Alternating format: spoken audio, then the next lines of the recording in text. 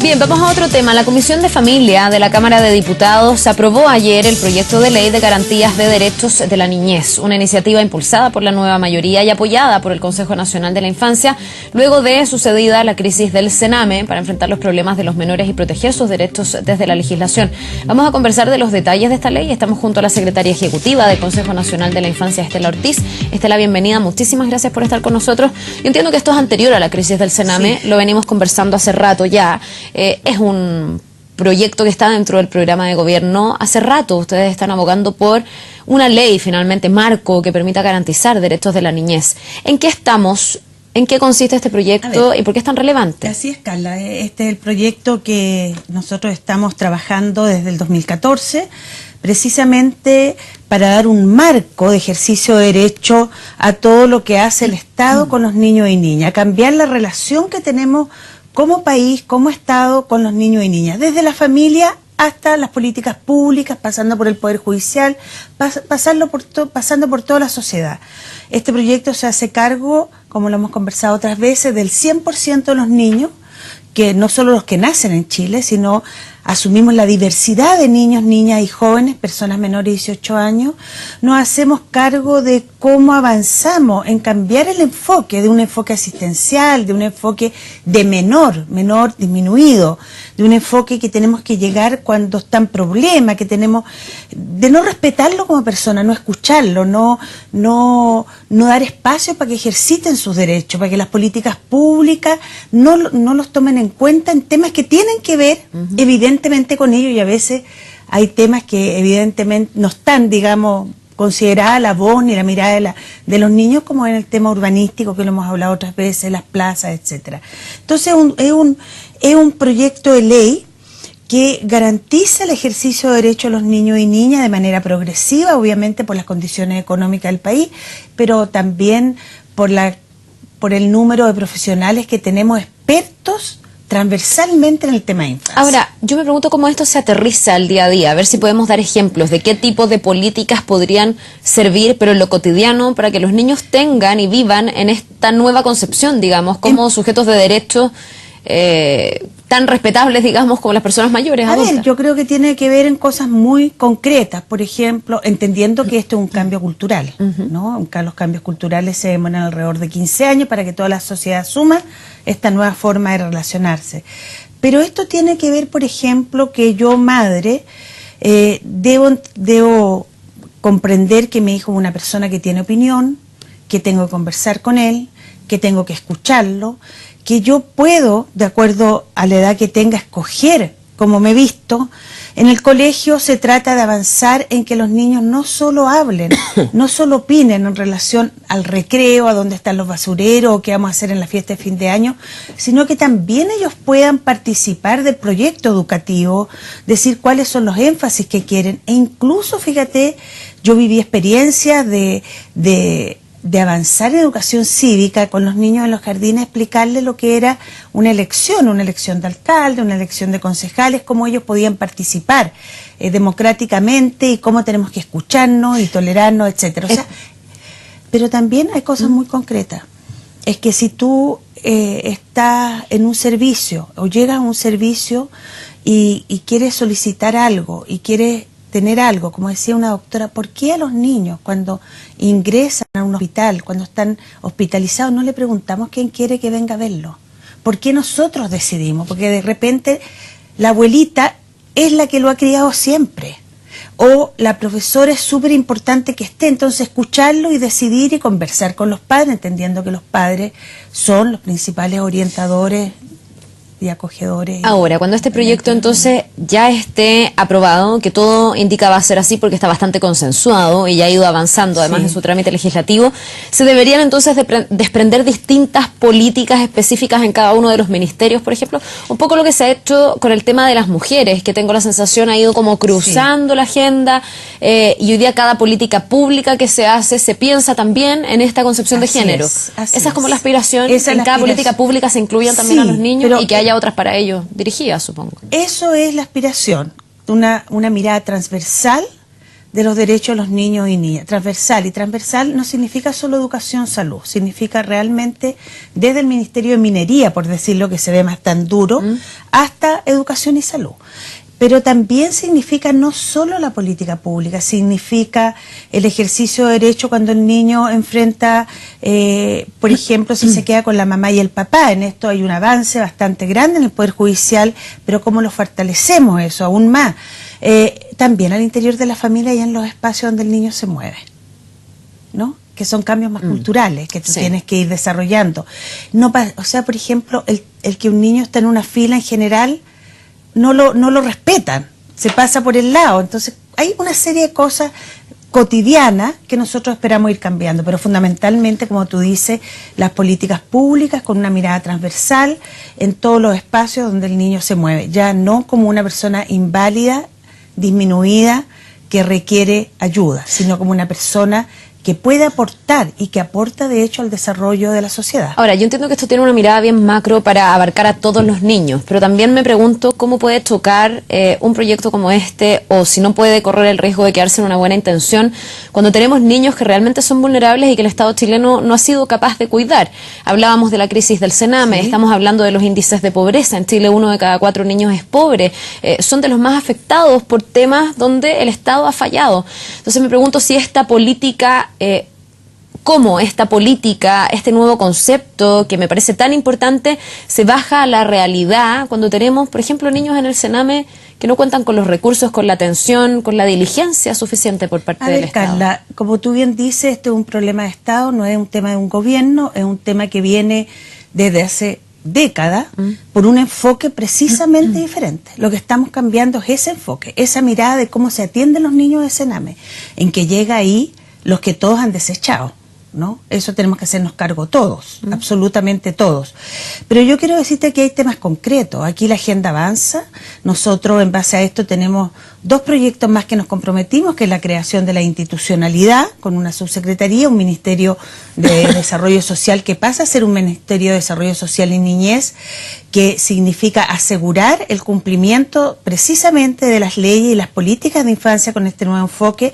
Tenemos en discusión en este momento ya del articulado, con un avance bastante importante, el Defensor de los Derechos del Niño en la Comisión Especial del Senado, pero tenemos 2 proyectos de ley súper concretos que están en este momento en segundo trámite, en primero y en segundo trámite en el Senado.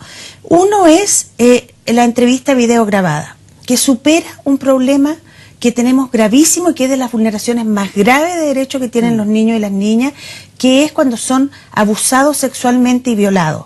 Nosotros estamos terminando con este proyecto de ley que viene, no digo que esta iniciativa surge en el gobierno de Piñera, no es algo que haya surgido en este gobierno y que nosotros hemos impulsado.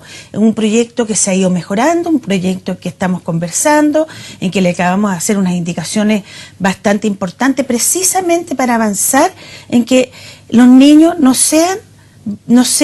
les pregunten 10 veces qué pasó, no me pregunten más. Claro, porque el niño tiene que contar muchas veces el abuso que sufrió y eso lo revictimiza. Exactamente, y es terrible. O sea, este es uno de los temas que de verdad estamos en deuda. Y sobre este mismo tema, y para avanzar al otro tema que estamos discutiendo en la ley, nosotros hemos avanzado alrededor de 14 médicos especialistas que habían en el país para hacer exámenes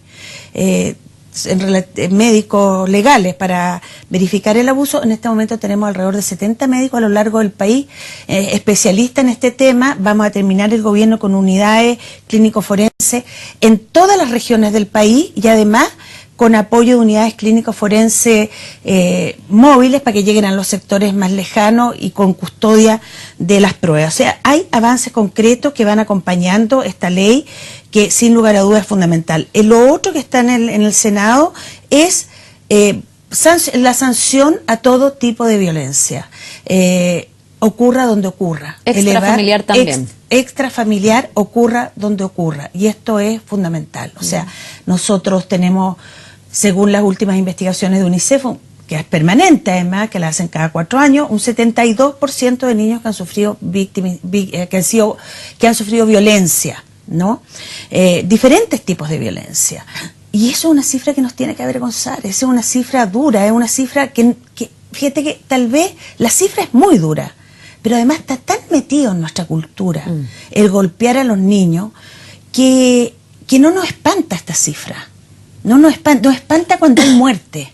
Y este es un cambio cultural, porque generalmente quien agrede al niño es aquel que está cercano a él, es quien lo tiene que escuchar, quien lo tiene que acoger, las personas más cercanas, las que le dan afecto. Y eso es algo que es un desafío en el cual yo espero realmente que nos pongamos de acuerdo en bajar las cifras que tenemos. Esos dos aspectos y estos dos proyectos de ley me parecen absolutamente fundamentales y ojalá que vayan avanzando. Ahora, Estela, la pregunta es ¿qué hacemos con el Sename?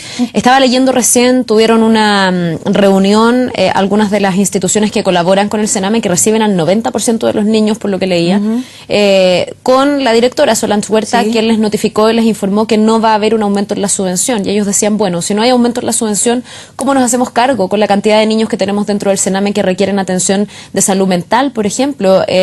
Y porque también las condiciones hasta ahora han sido muy complejas.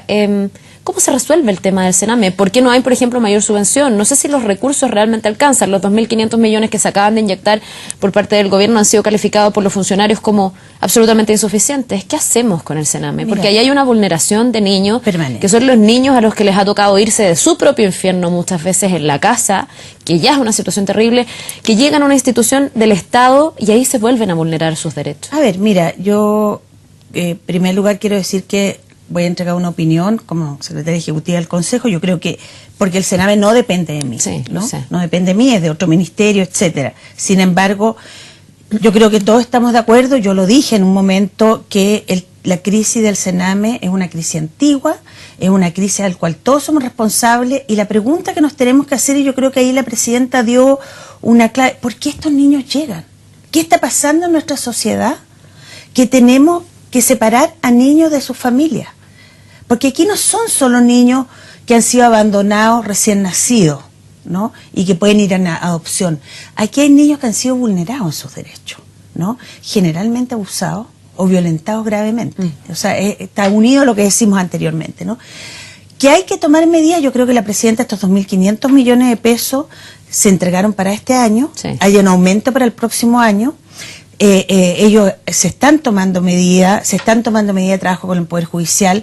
El tema de salud mental es un tema en el cual por primera vez se ha hecho un levantamiento en conjunto con salud de la situación de cada uno de los niños. Un tema que nos sobrepasa no por la enfermedad de los niños, por lo que yo he dicho otras veces. Nosotros, ¿cuántos especialistas hay? Neurólogos, psiquiatras, infantos juveniles. Son muy pocos, desgraciadamente.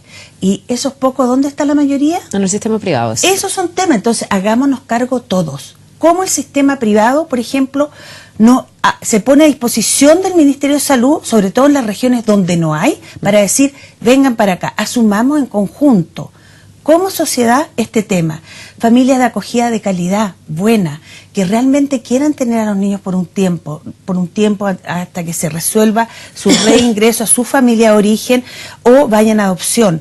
Hoy día nos falta eso, tenemos que fortalecer, tenemos que hacer un llamado realmente a que aquella mujer, aquel padre, vea que dé un espacio para estos niños, que los acoja, que los acompañe. Son niños, no son niños fáciles, son niños con problemas conductuales, eso lo tenemos claro. Pero si es una responsabilidad de todos, entreguemos todos algo para eso. Estela, usted me ha dicho en varias ocasiones que también, y me parece súper pertinente lo del Sename, en el sentido de decir, bueno, hay que hacer algo con el Sename una vez que los niños llegan, pero ¿qué pasa antes? ¿Por qué están llegando? ¿Dónde se está fallando? Me ha hablado de un cambio cultural, de esta nueva mirada respecto de cómo tratamos a los niños, porque todavía hay esas bien arraigadas que como que chocan esto de que un palmazo da lo mismo, etcétera. ¿Cómo se llega al núcleo de una familia? ¿Cómo se le habla a los papás que hoy día le pegan a un niño y que lo tienen naturalizado para que no lo hagan más? ¿Cómo se convence?